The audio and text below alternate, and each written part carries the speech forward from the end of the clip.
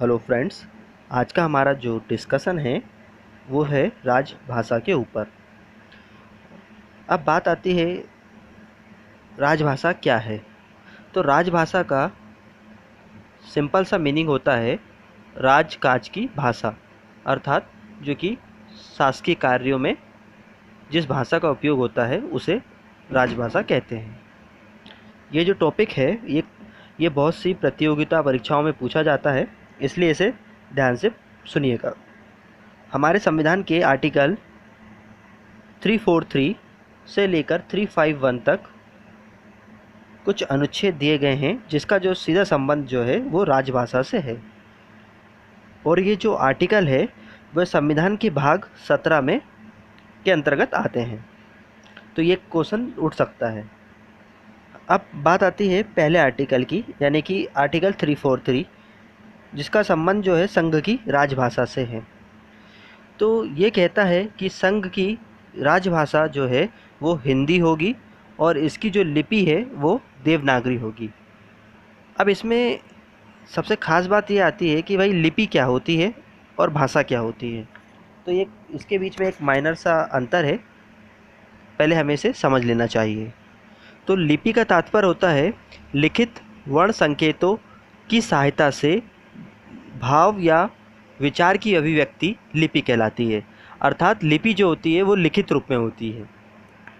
अब और भाषा से तात्पर्य होता है भावों की भाव या विचार जो हैं उनकी मौखिक अभिव्यक्ति जो है भाषा कहलाती है।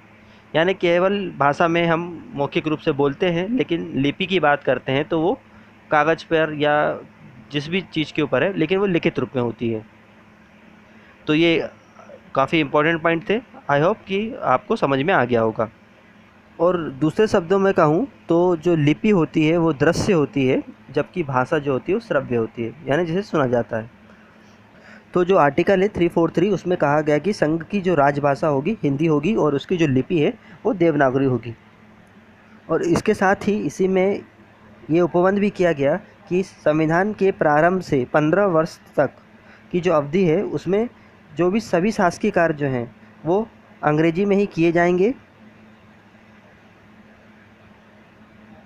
जिनका जो है पहले से उपयोग जिनके कार्यों में पहले से अंग्रेजी का उपयोग हो रहा था। तो इसमें दो उपबंध की बात की गई। अब बात करते हैं आर्टिकल 344 यानी 344।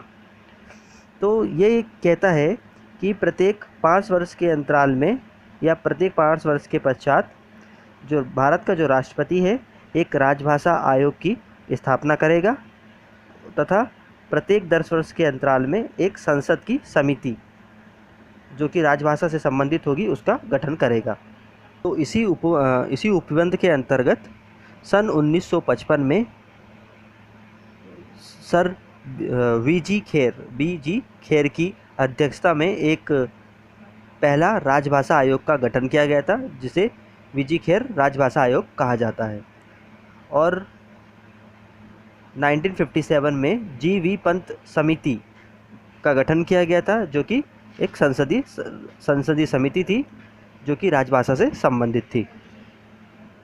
अब बात करते हैं आर्टिकल 347 की। 347 जो है काफ़ी इम्पोर्टेंट आर्टिकल है, क्योंकि इसके द्वारा ही जो भी किसी क्षेत्र विशेष में जो बोली बोली जाती है उसको राष्ट्रपति द्वारा या राष्ट्रपति की अनुमति से उसे 8वीं अनुसूची में पंजीकृत किया जा सकता है। 8वीं अनुसूची में जब कोई बोली पंजीकृत हो जाती है तो इससे तात्पर्य ये होता है कि उसे राजभाषा का दर्जा मिल जाता है, यानी कि उस पर्टिकुलर जो राज्य है या क्षेत्र में शासकीय जो कार्य है उस भाषा या उस बोली में संपादित किए जा सकते हैं। तो ये आर्टिकल जो है 347 में, तो ये जो बात जो है आर्टिकल 347 में उल्लेखित है। अब बात करते हैं आर्टिकल 348 में। ये कहता है कि सुप्रीम कोर्ट, हाई कोर्ट और संसद में या राज्य के जो विधानमंडल में जब तक कोई हिंदी के संबंध में कोई स्पष्ट उपबंध नहीं बन जाता, जब तक कार्य जो है अंग्रेजी में ही किए जाएंगे। इसलिए आपने देखा होगा कि जो सुप्रीम कोर्ट होता है या हाई कोर्ट होता है जनरली उसमें इंग्लिश में काम होता है, या अंग्रेजी भाषा में कार्य होता है। आर्टिकल 350 जो है वो ये कहता है कि जो भाषाई अल्पसंख्यक होंगे, भाषाई जो अल्पसंख्यक वर्ग हैं, उनके लिए प्राथमिक स्तर पर मातृभाषा में ही शिक्षा की सुविधाएं की जाएगी। यानी कि जो भाषाई अल्पसंख्यक है वो अपनी मातृभाषा में अपनी प्राथमिक शिक्षा जो है वो ग्रहण कर सकते हैं। और इसी का जो दूसरा उपबंध है वो ये कहता है कि भाषाई अल्पसंख्यक वर्गों के लिए एक विशेष अधिकारी की नियुक्ति जो है वो राष्ट्रपति द्वारा की जा सकती है। तो ये काफ़ी इंपॉर्टेंट आर्टिकल है जिसका संबंध जो है भाषाई अल्पसंख्यक वर्ग से है। इसके बाद आर्टिकल 351 आता है, जो कि ये भी एक काफ़ी महत्वपूर्ण आर्टिकल है क्योंकि ये हिंदी के विकास हेतु निर्देश देता है। ये कहता है कि संघ का ये कर्तव्य होगा, संघ यानी कि भारत जो कि राज्यों का संघ है, उसका ये कर्तव्य होगा कि वे हिंदी भाषा का प्रचार प्रसार इस प्रकार से करे जिससे कि उसका जो है विकास हो और ये भारत की सामाजिक और संस्कृति के सभी तत्वों को अभिव्यक्त करने का माध्यम बन सके, जिससे भारत जो है राष्ट्रीय एकता में वृद्धि हो सके। तो ये जो थे आर्टिकल जो थे 343 से लेकर 351 तक, हमने इनमें से जो महत्वपूर्ण आर्टिकल थे हमने उसके ऊपर डिस्कशन किया और जो इम्पोर्टेंट फैक्ट जो थे राजभाषा से संबंधित वो मैंने आपको बताया। तो अब ख़ास बात ये है कि जो हिंदी जो है लोग बोलते हैं राष्ट्रभाषा है, तो वो हिंदी जो है राष्ट्रभाषा नहीं है, ठीक है, वो जो है राजभाषा है। और मैंने राजभाषा का आपको मीनिंग बता दिया। और ये राष्ट्रभाषा तब बन सकती है कि जब हमारे देश के जो सभी राज्य जो हैं वो हिंदी का उपयोग करने के लिए शहर जो है या खुद ही से जो है स्वीकार कर ले। लेकिन हम जानते हैं कि अभी ऐसा हो नहीं रहा है। हमारा जो साउथ के जो क्षेत्र है वो इंग्लिश को ज़्यादा महत्व देते हैं हिंदी की अपेक्षा, और आजकल तो सभी जगह हम देख रहे हैं इंग्लिश का बोलबाला जो है वो काफ़ी बढ़ते जा रहा है। तो ये इम्पोर्टेंट फैक्ट था। अब हम खास बात जो है इसमें थोड़ी सी करते हैं। संसद ने एक त्रिभाषा सूत्र का कंसेप्ट लेके आया था। 1968 में संसद द्वारा एक त्रिभाषा सूत्र का जो है संकल्प जो है वो लाया गया था, जिसका उद्देश्य क्या था? हिंदी व प्रादेशिक भाषा का विकास सुनिश्चित करना और राष्ट्रीय एकता की भावना को बढ़ाना।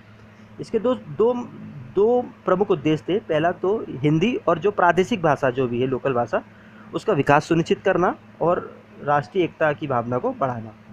तो इन्होंने क्या किया, देखिए इसके अंतर्गत इन्होंने क्या किया कि त्रिभाषा सूत्र यानी 3 भाषा की बात की गई कि जैसे कि जो साउथ के जो क्षेत्र है, या पहले हम बात करते हैं नॉर्थ का क्षेत्र की बात करते हैं, तो जो नॉर्थ साइड जो है हमारे भारत के उसमें हिंदी तो आम बात है, हिंदी तो हम लोग बोलते ही हैं, तो और अंग्रेजी भी बोल लेते हैं। तो इन्होंने कहा कि जो नॉर्थ का जो क्षेत्र है वो हिंदी और अंग्रेजी में तो उपयोग करेगा ही करेगा, लेकिन इसके साथ साउथ की या दक्षिण भारत की जो है वो कोई भी एक भाषा का जो है वो अपना ले और उसका वहाँ पर विकास करे। और उसी तरह दक्षिण का जो क्षेत्र है वो दक्षिणी भाषा जो है वो तो बोलते ही हैं, दक्षिण की जो भाषा है वहाँ पर, साथ में वो अंग्रेजी भी अच्छी बोलते हैं, यानी 2 भाषाओं पे तो उनकी कमांड है, तो वो हिंदी को और अपना ले, जिससे क्या होगा, राष्ट्रीय एकता में वृद्धि होगी और हिंदी और जो प्रादेशिक मैंने बताया भाषा जो है उसका विकास बढ़ेगा। परंतु ये जो त्रिभाषीय सूत्र था या ये जो मॉडल था ये बहुत ही बुरी तरीके से असफल रहा, क्योंकि ना तो नॉर्थ इंडियन ने इसको अडॉप्ट किया और ना ही साउथ इंडियन ने। तो इस तरीके से ये त्रिभाषा सूत्र जो है वो फेल हो गया। अब लास्ट में एक बहुत इम्पॉर्टेंट फैक्ट है जो मैं बताना चाहता हूँ कि 1976 में राजभाषा आयोग जो है उसको समाप्त कर दिया गया था और इसके जितने भी जो कार्य थे वो विधि मंत्रालय यानी कि कानून मंत्रालय जो है उसको सौंप दिए गए थे। आई थिंक ये जो टॉपिक है मेरे हिसाब से आपको समझ में आया होगा और आपके लिए यूज़फुल होगा। Thank you. Very much.